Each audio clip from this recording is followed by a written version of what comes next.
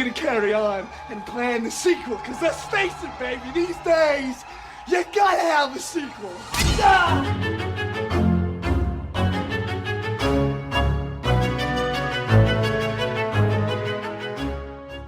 And welcome back to Micro Queers. It's your bi-weekly queer horror short roundup, and I'm Joe. And I'm Trace, and we are discussing, a gay her with a car in Aidan Brezonick's short film Jeff Drives You. And I liked this one quite a bit, Joe. What about you?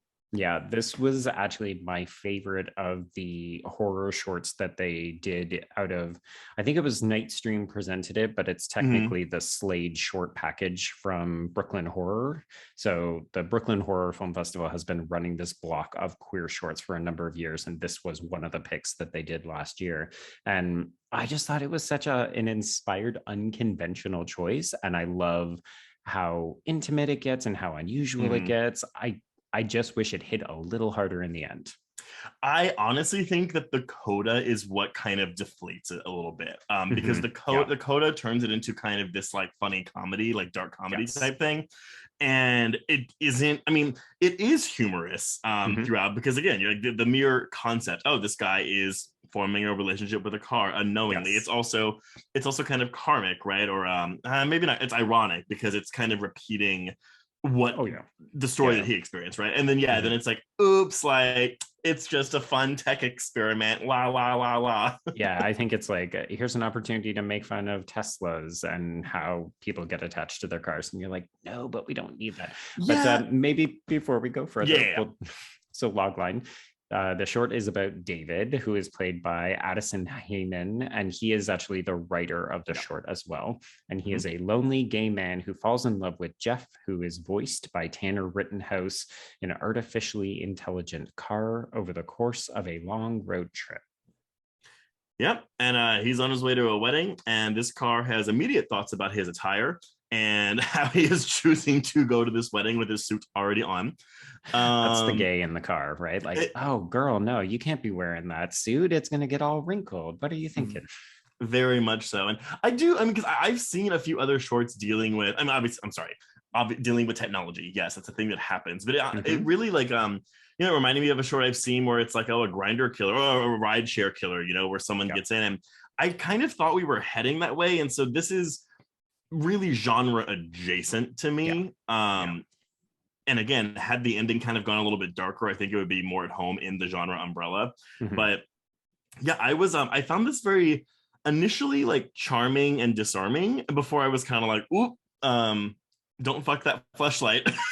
I love that part. That's the part that sells this entire short for me, is the fact that it's like, oh, Jeff has a ready-made fleshlight so that he can get people to fuck him. And you're just like, oh, this car came prepared. And he literally says, fuck me. Yeah, he does.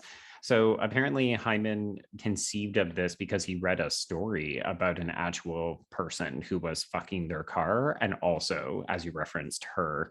But I think that a lot of people, when they look at this, they immediately gravitate towards Black Mirror, which kind of tells stories about the darker side of technology. But really, the whole point of Black Mirror is that you see yourself reflected back in the dark screen, hence the title. And for me, I'm like, oh, this is about our like issues with intimacy and dependency, but also, as you mentioned, this is really about like trauma repeating itself within the queer community, right? Yes. Like, oh, David, you're so injured and you're afraid of being alone and you're such a sad sack gay. And then you just immediately pivot and do it to like a baby gay who just happens to be in car form. Well, and that's the thing, right? Because he says, when I was 21, this happened to me. It was like a man in his probably 40s, he said. And, he tells the story and you're like, oh, like this really sucks. This man would do this to him. But in reality, it's like this man is probably just doing like his casual sex thing. And like no ill intent was intended. Maybe. I mean, part of this is that we're only given the perspective of David. So we can only know that he was very badly injured. It definitely reminded me of the kind of conversation that we had around Carter Smith's entry for Into the Dark. Yes, in Midnight Kiss. Yes, Midnight Kiss, because of course the whole genesis, spoiler alert for a movie that's now almost 2 years old, but the whole point of that film was that it was a young queer who felt like he was on the outs, and he felt like he had been led astray by this older queer man and that he wasn't fitting in, and he ends up committing murder to fit in. But yeah, and I mean, yeah, I do feel like, I mean, we don't have enough time to really go into the really specifics of the social construct of the queer community, specifically the gay male community. Oh, what, you're not here all night? Come on, what else have you got to do? No, but it is very much a thing where it's like, I feel like there are some men that are like, hey, I paid my dues, like, do your thing, and your thing, cuz. And that's, yeah, it's kind of shitty how we just repeat this, as you said, the cycle of trauma on each other, cycle of abuse, whether we're intending to or not. Which in some cases people actually obviously are, but at the same time it's like, okay, but this car is clearly eliciting stalkery behavior. Yeah, I mean, that's kind of where the fun of artificial intelligence can come in, right? I mean, the car knows, like, it's no mystery that the car says, hey, why don't you watch this Pixar Disney film Up, right? Like, it clearly trolled David's social media, knew that he had watched that movie, knew that he liked it, or even composed some kind of algorithm based on his interests. So you're just like, oh, there's a darkness to what this car is doing. Like, there's a predatoriness to it.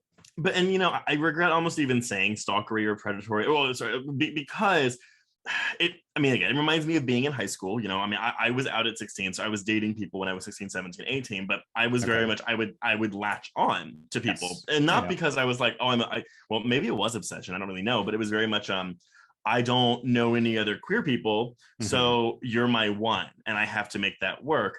And while our main character here is in his 20s in this story, that kind of goes back to what we're saying, though, you know, when it's like, oh, like a lot of people who don't come out and they have to fake who they are in their teens, and they come out in their later life, like they're essentially reliving their teens, especially emotionally, in that time period. So while I do think this car is creepy as all get out, if you put it through that lens of, oh yeah, but he's like a newly out queer being, it does make sense. It does. Yeah, like, I want to do everything to make sure that this guy likes me, because we're going to be together forever, because if we're not together forever, then who the fuck am I? Oh my god, I'm going to die alone. I'm terrified. Very much so. And I think, though, then that's, I mean, again, like, I mean, I don't, to jump to that ending, like, it is kind of a thing where it's like, yeah, like, you know, there's emotional resonance here that balloon is popped by the entrance into just straightforward comedy and, I guess, satire.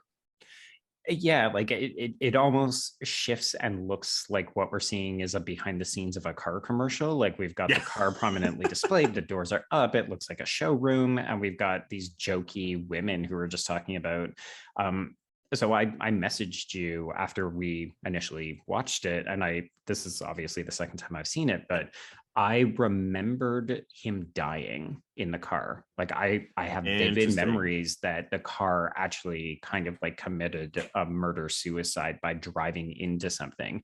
So to see David just randomly talking on the screen, complaining about, oh, I had a terrible experience with your pilot program here, I was like, oh, I did not remember the outcome, because I remember it being so much darker and feeling like, yeah, you're right, it's a bit of a deflated balloon when we decide, okay, well, let's play this for comedy, haha, at least we didn't kill someone this time. I'm interested, though. So I mean, like, what you said, you remember it that way. Do you think they changed the ending for the release?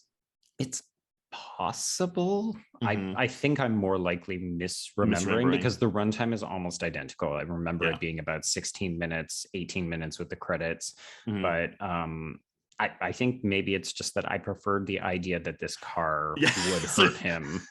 So you like created it in your mind and just like removed the one that exists. Well, it seemed like the natural direction for the short to go in, because I think that's why this ending doesn't play quite as strongly. It's because you're not ready for it. Like, you're right, there are comedic moments throughout the short, but it's so character based and it's so about the intimacy. Like, I love that we're basically watching a relationship on hyper accelerated timelines, right? And it even plays together to like, I mean, again, in these times we're living in where a lot of people are communicating virtually, like, you know, and there are a lot of long distance relationships happening right now because people can't go see each other. Yes. Like everything about this conversation rang very true. So I mean, like, I didn't feel a false note in this exchange outside of the fact that, yes, you're right, the car was clearly like had all this ammo on deck. Yeah, I'm ready, I'm willing, and I'm able. But maybe I'm open. And open. In so many more ways than one. What did you think about the technical aspects of this film? Because really what we're watching is almost the equivalent of a stage production, right? It's a guy by himself in a car, and that's the majority of the short. Like, we see very little exterior shots. I liked it, and I was honestly surprised and kind of happy that for the interface of the car itself, of Jeff, I'm sorry, that they didn't choose to go with like a face of some sort. Like, it's just the bubbles that change colors, and it adds a sense of menace to it. Like when our guy says something that kind of upset, something about like about the porn he's watching, how he can't jack off himself or something, and you just see like it cuts to the interface and you see it changing colors and like the bubbles inside kind of, I don't know, like I thought it was a really interesting effect, when I think that the easy way out would have been, let's put a AI face on here. Oh, I 100% thought we were going to get emojis, and it's like the face would just go like, brr, brr. No, and I agree with you. I think the lava lamp feels like an old-fashioned kind of vibe to it, but the way that it changes color, and then of course we also get like when it glitches, that's when you know that Jeff has really gotten angry and he's feeling vindictive. He's like pulling the lights on the lamp right next to him, Fatal Attraction style. A little bit, yeah. There's a bunny that shoots out at the end, right? Yeah. But yeah, yes. But yeah, I don't know. I up until that, I mean, even with the coda, I think it works fine. It just it doesn't hit as hard as you're wanting it to, given what the previous 14 minutes we've witnessed. Yeah, I think it's just, it feels like the short wants to pull a little bit of a punch to not say like, oh, this is a super Debbie Downer idea. Like, it wants to just end on that shiny or slightly more comedic note. It's definitely, but also we have our two, you know, women who are doing this, but then we have the guy that is pulling out the fleshlight with his jizz to go clean it out for their next user. Yes, yeah. I did appreciate that, and like you, always enjoy because that's happening in the background and it's kind of going off without somebody pointing and saying, hey, look at the jizz there. It's like it's like you're just like, and what's happening back there? Yes, absolutely. Oh, bag of jizz. Got it. Okay.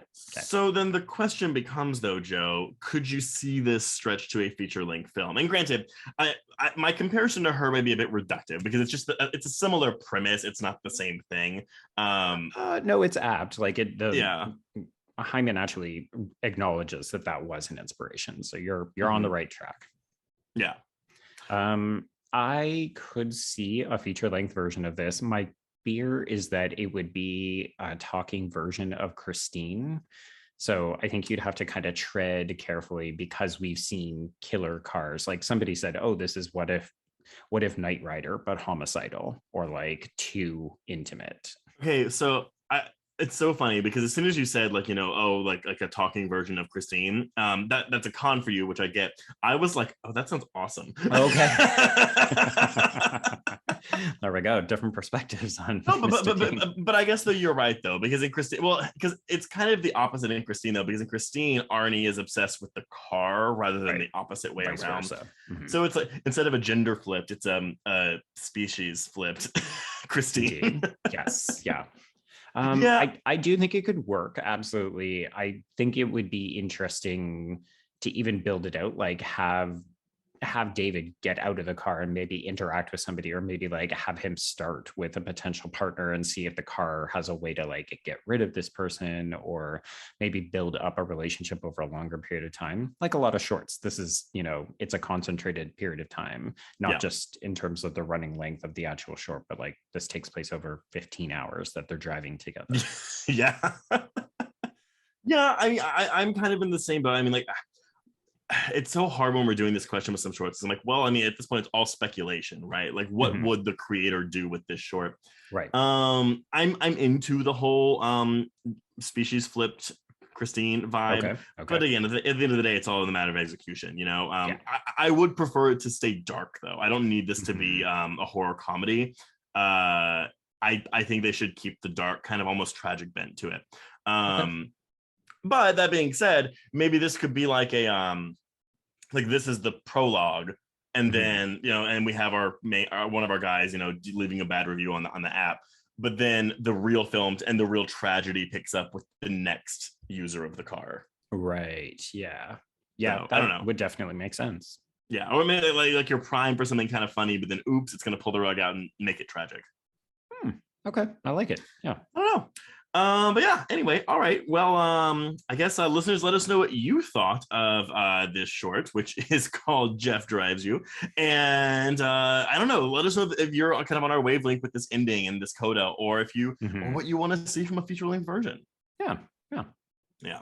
But on that note, until our next episode of Micro Queers, we can cross out Jeff Drives You. Yes. And cross out micro queers.